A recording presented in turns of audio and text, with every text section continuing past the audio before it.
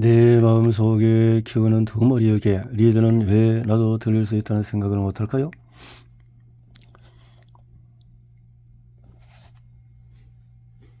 편견과 선입견의 덫, 사람은 누구나 마음속에 두 마리의 개를 키우고 있다고 합니다.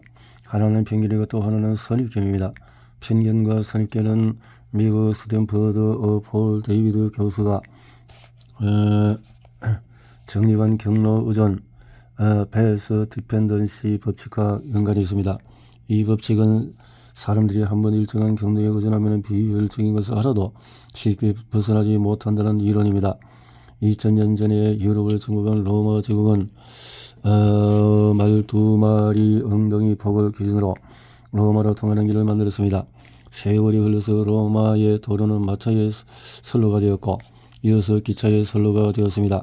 2007년 8월 발사한 우주왕복선 엔더버호의 초전 로켓 너비는 143.51cm였습니다.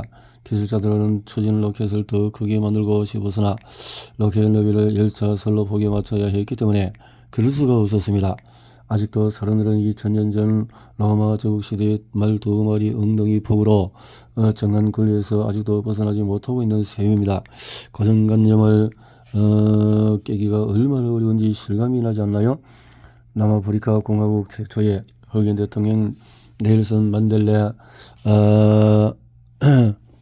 한 번은 그가 비행기를 탔는데 조종사가 흑인이었습니다. 흑인에는 사실 하나만으로 만델라는 비행기의 안전을 잠시 걱정하며 불안해했습니다. 그는 훗날 당시를 회상하며 나는 흑인 차별 반대 운동을 해오면서도 스스로 차별의식이 있었음을 고백합니다 라고 말했습니다. 리더도 특정 간부의 과거 경력, 소문, 인상만 보고 편견과 선입견을 가질 수가 있습니다. 자기도 모르게 편견과 선입견의 덫에 빠지지 않기 위해 어떤 노력을 해야 하는지 알아보겠습니다. 조직을 망치는 리더의 편향된 사고.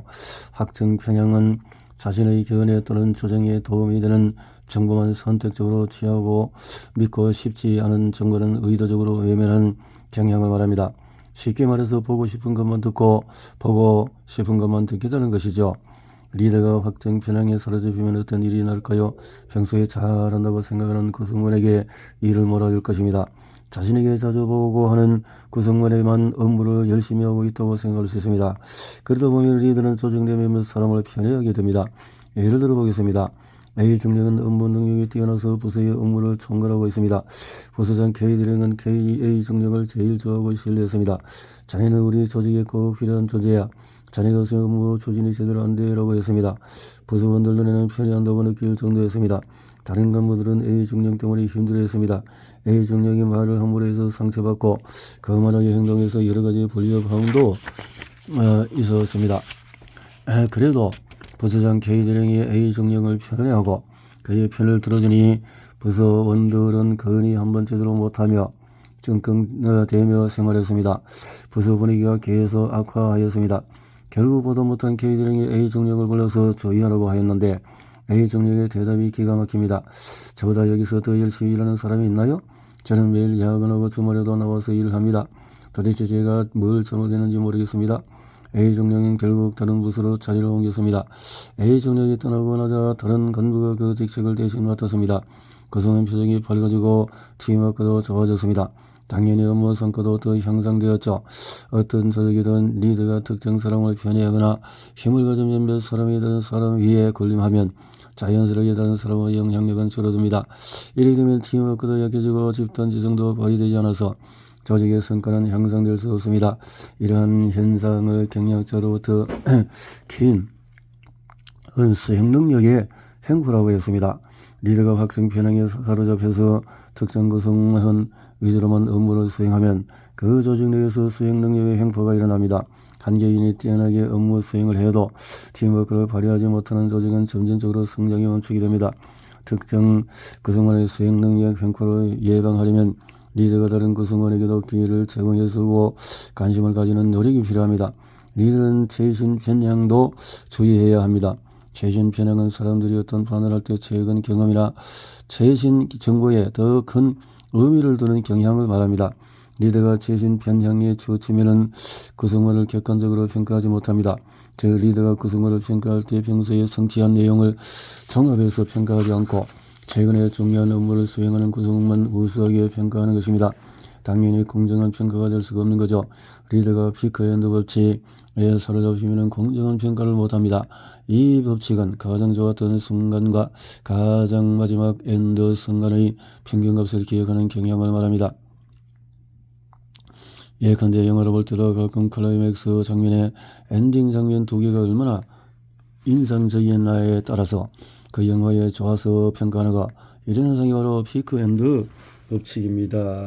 피크&드 법칙.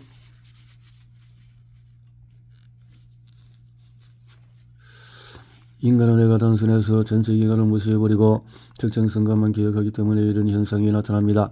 예를 들어서 A 간부는 늘 업무를 소극적으로 하다가 아주 중요한 순간에만 적극적으로 업무를 했습니다.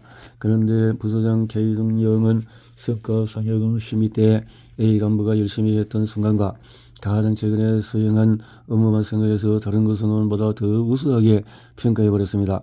그러면 묵묵히 성실하게 업무를 해온 구성원은 공정하지 않다고 이야기할 수 있습니다. 그래서 리더는 구성원이 결정적인 순간에 잘한 것만 기억하지 말고 평소에 어떻게 하는지 그 내용을 메모하고 종합적으로 평가해야 합니다.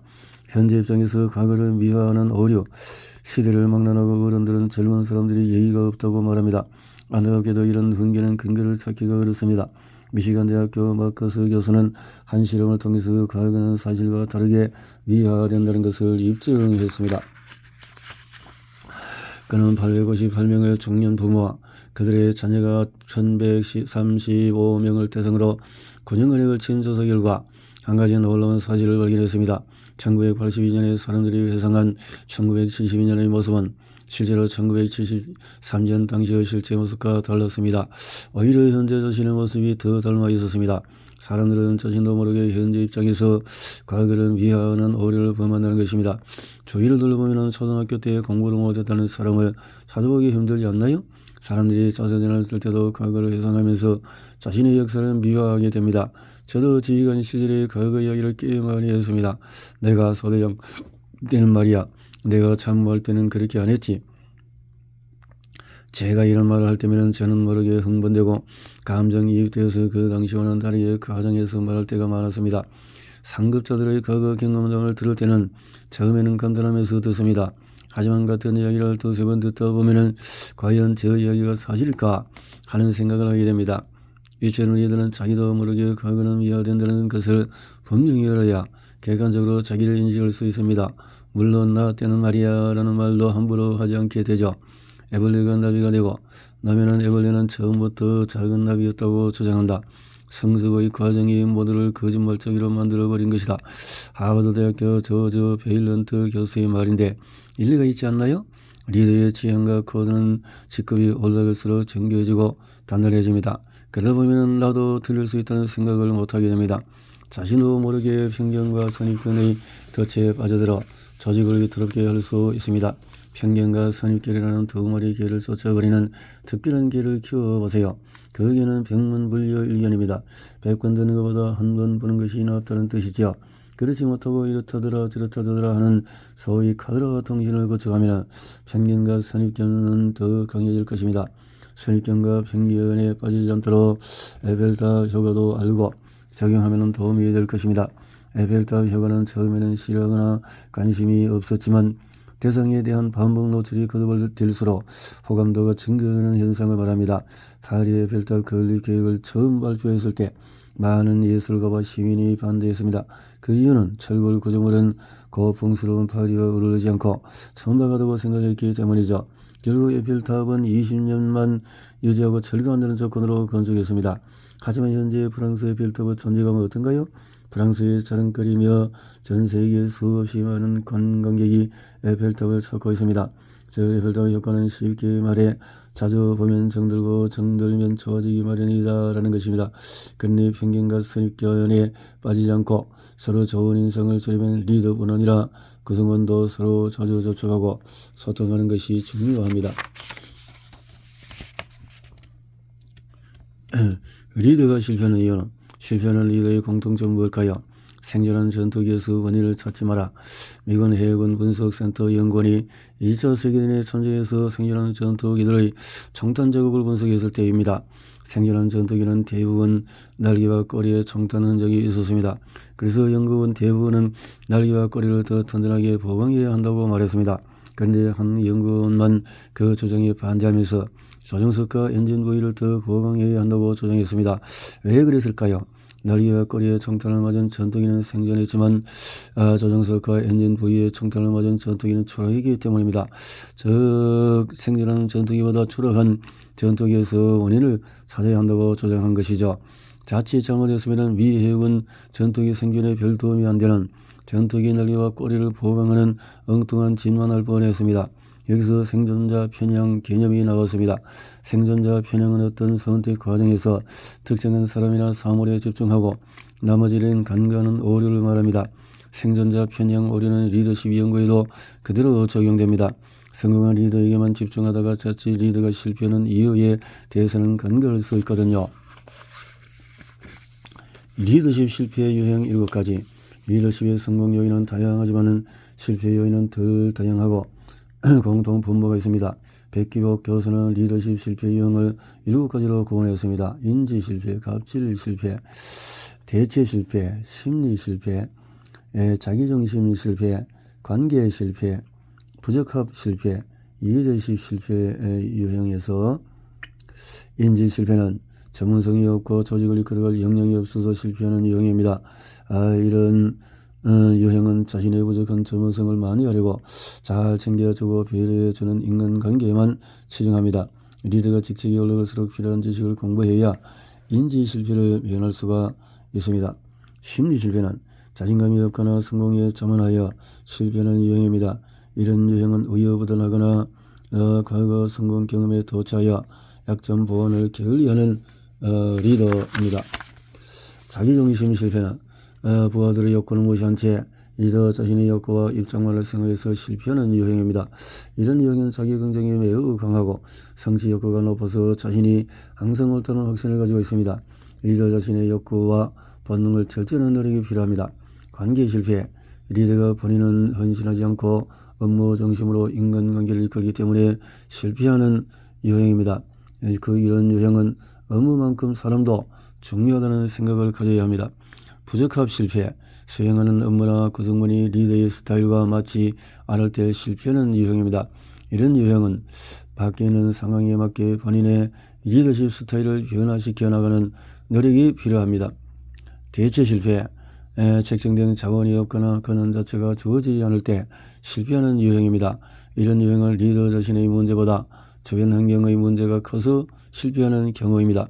갑질 실패, 리더가 비인격적인 행위를 저질러서 실패하는 유형입니다.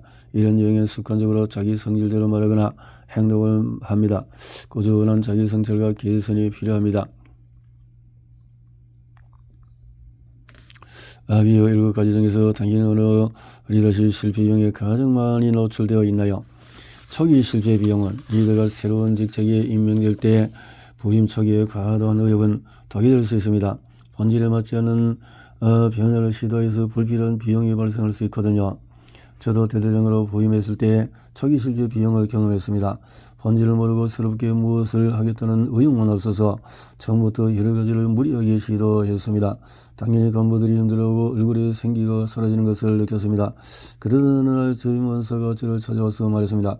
대대장님, 지휘관이 100m 단거리 육상 선수라면 저희 부사관은 42.195km 마라톤을 하는 선수입니다. 지휘관이 서로 부임할 때마다 단기간에 성과를 내려가면 저희 부사관은 지치고 힘듭니다. 그 당시 저희 원사가 해준 말이 아직도 생생하게 뇌리에 남아있습니다. 이런 저와 달리 초기 실패의 비용을 노련하게 피해가는 지휘관을 만난 적이 있습니다.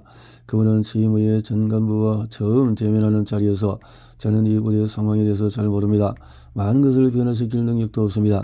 전임 지휘관과 여러분이 일으켜놓은 업적을 계승발전시켜 나갈 것입니다. 라고 말했습니다. 실제 그분은 간부들이 느끼는 불편하고 비효율적인 사항을 경청했습니다. 합리적인 방법으로 하나씩 개선해 나갔습니다. 진행 과정은 부드럽고 갈등도 마찰도 없었습니다. 부대는 소리 없이 좋은 방향으로 개선되어 갔습니다. 초기 실패 비용을 줄이기 위해서는 상급 지휘관의 역할도 매우 중요합니다. 막 부임한 예하 부대의 지휘관이 여유를 가지고 부대원들과 제대로 호흡하고 적응하도록 여건을 보장해 주어야 합니다. 통상 새로 부임한 지휘관은 차상급 지휘관에게 업무 파악 결과와 앞으로 부대 지휘 방향에 대해서 업무를 보고할 합니다.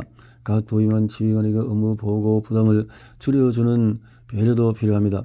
부대의 현 실태를 세밀하게 진단하고 발전 방안을 도출하는 것은 상당한 시간이 흐른 뒤에나 가능한 일입니다. 오히려 새로 부임한 지휘관에게 부대와 간부들의 장점을 새로운 시각으로 찾아보려고 하면은 초기 실제 비용이 현격히 줄어들 것입니다. 새로 부임하는 리더의 역할도 중요합니다. 무리하게 변화를 시도하거나 처음부터 업무 보고를 잘해서 인정받으려고 욕심을 부리면 부대가 흔들릴 수 있습니다. 어떻게 하면 야 이번에는 정말 좋은 지휘관이 왔네 라는 인상을 줄 수 있을까요? 무리하게 변화를 시도하지 마세요. 대신에 누군가가 다 비효율적이라고 생각하는 업무를 개선해서 근무 여건이 좋아졌다는 혜택을 심각하게 실감하게 해보세요. 다들 좋아할 것입니다. 물론 부임 초기 리더가 새로운 관점으로 조직을 바라보면서 변화를 시도하는 것은 필요합니다. 다만 창의적이고 새로운 변화를 시도할 때는 치밀하게 분석하고 연구한 결과를 가지고 추진해야 합니다. 본질을 모르고 즉흥적으로 급하게 추진한 업무는 다음 리더가 오면 다시 원상태로 될 수가 있거든요. 리더십 초점 전이. 리더십 초점 전이는 자신의 직책과 직급이 달라지면 지향해야 할 리더십의 중점도 변화되어야 한다는 말입니다. 소규모 부대를 이끄는 소대장과 대규모 부대를 지휘하는 소대장의 리더십 초점은 당연히 달라야 합니다. 이처럼 직급이 올갈수록 리더가 책임지고 관심을 가져야 하는 내용과 방식은 달라집니다. 현장에서 땀을 흘리고 세부적인 사항들을 확인하는 데 들어가는 시간은 점차 줄어듭니다. 대신에 비전과 목표 설정, 조직 운영 구상, 인적 자원 개발 등을 고민하는 데 들어가는 시간은 늘어나는 거죠. 제가 연대장으로 근무할 때였습니다. 통상 사단장님이 취임하면 연대 본부를 곧장 방문합니다. 그런데 이번 사단장님은 취임한 지 3주가 지나도 오지 않았습니다. 이상하다 싶기도 하고 궁금하기도 했습니다.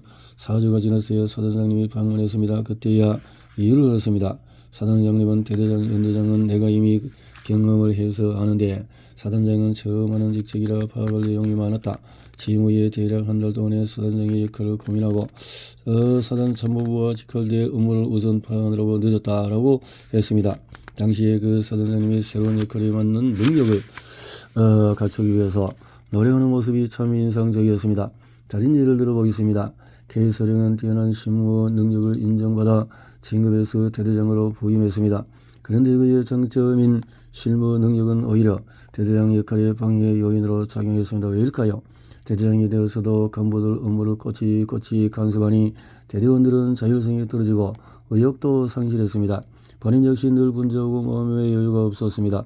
대대장 역할에 필요한 부대의 운영을 맥을 잡고 목표 설정, 권한 위임 등을 제대로 못하고 일일이 간섭만 하니 부대원들은 K 정력을 소대장 같은 대대장이라고 했습니다. 안타깝게도 새로운 직책에 걸맞게 리더십 초점 전이를 제대로 못한 경우입니다. 하버드 경영대학 마이클 포터 교수는 매출이 1조 원 이상인 기업의 신임 CEO들과 나눈 대화를 바탕으로 그들이 입을 모아서 말한 충격적인 고백을 7가지로 정리했습니다. 나는 회사를 운영할 수가 없다. 두 번째, 내가 지시를 하면 예상하지 못한 큰 비용이 발생한다. 세 번째, 회사 내에서 무슨 일이 진행되고 있는지 파악하기 힘들다. 나의 사소한 말과 행동도 직원들에게 전파되고 있다. 나는 보스가 아니다.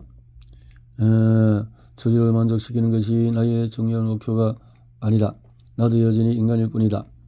신임 CEO들이 겪는 7가지 놀라움을 보면서 어떤 생각이 드나요? 저는 많은 공감을 했습니다. 제가 20년 동안의 근생을 하고 나서 대대장 직책을 수행하는데도 각각의 참모 기능 업무들이 어렵고 복잡했습니다. 제가 의욕을 가지고 지시한 일들이 오히려 비효율적인 결과를 가지고 오는 경우도 있었습니다. 내가 대대장으로 제대로 할 수 있는 일이 도대체 뭐지? 라는 회의적인 생각을 한 적도 있었습니다. 지금 돌이켜 보면 새로운 직책에서 요구되는 역할을 제대로 못한 것입니다. 새로운 직책에 맞는 자신의 역할을 다시 인식하고 그 직책에 걸맞는 능력을 스스로 갖추어 나갈 때 리더십 초점 전이가 자연스럽게 일어날 것입니다.